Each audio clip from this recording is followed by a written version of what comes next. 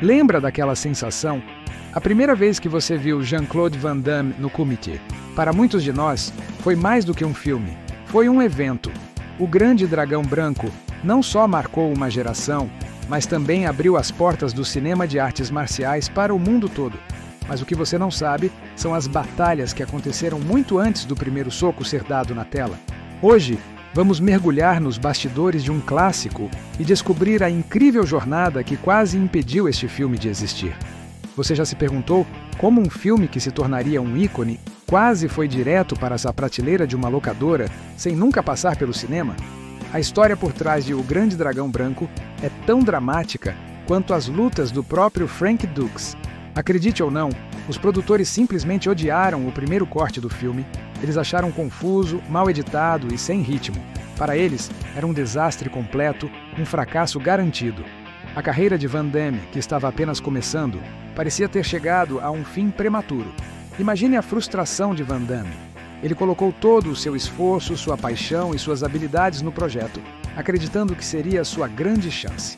Ele não era apenas o ator principal, ele coreografou lutas, ajudou a treinar outros atores e realmente viveu o papel.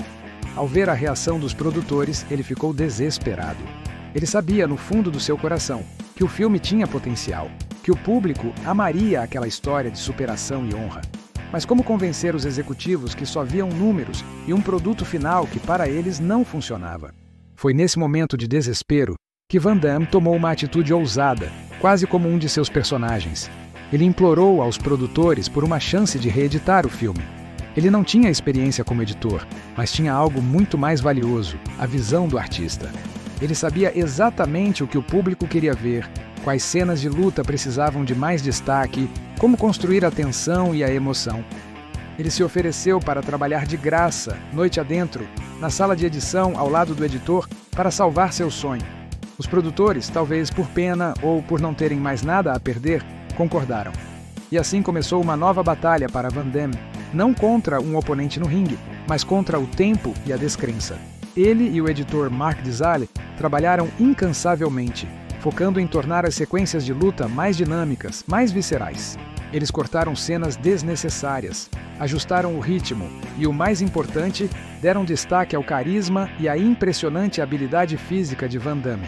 O famoso Jim Mac, o golpe mortal, ganhou o destaque que merecia. A trilha sonora foi retrabalhada para amplificar a emoção de cada cena. O que saiu dessa sala de edição foi uma versão completamente diferente. Era um filme mais enxuto, mais rápido e infinitamente mais impactante. Quando os produtores viram o novo corte, a reação foi o oposto da primeira. Eles ficaram impressionados.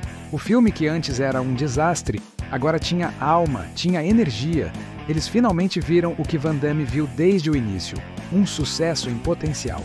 Essa reviravolta é a prova de que a paixão e a persistência podem mover montanhas, ou, neste caso, salvar um filme do esquecimento.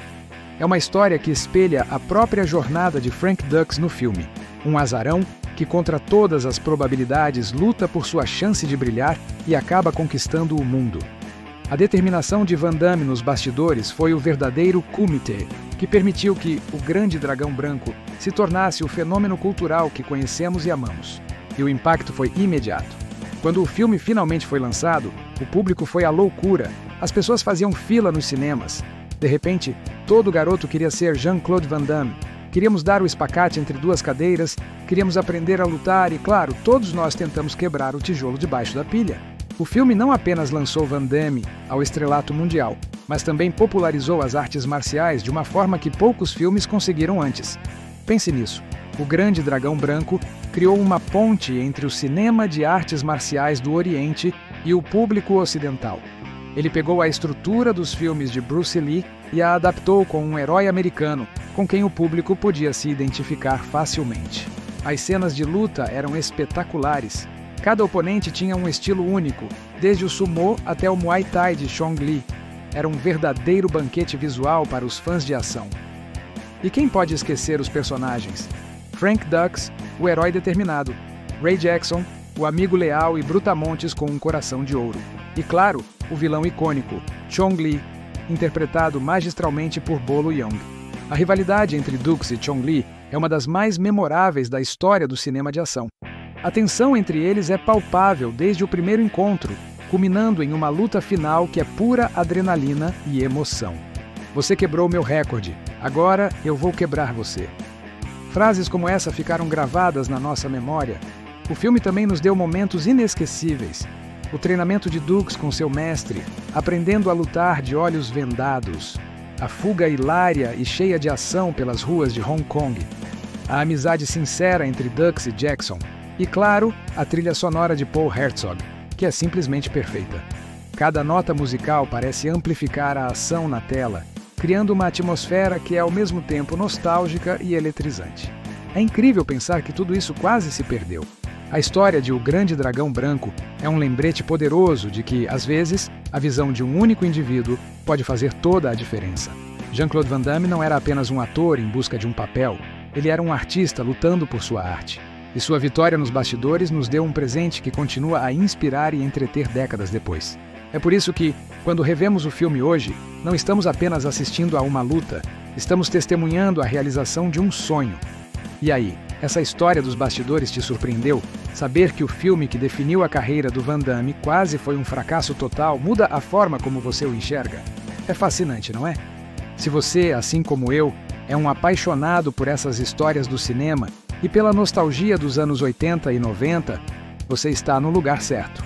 Muito obrigado por me acompanhar nesta viagem nostálgica aos bastidores de O Grande Dragão Branco. Se você gostou do vídeo e quer ver mais conteúdo como este, explorando os segredos dos seus filmes favoritos, não se esqueça de deixar o seu like, que ajuda demais o nosso trabalho. E o mais importante, inscreva-se no canal e ative o sininho para não perder nenhuma nova história. A gente se vê no próximo vídeo.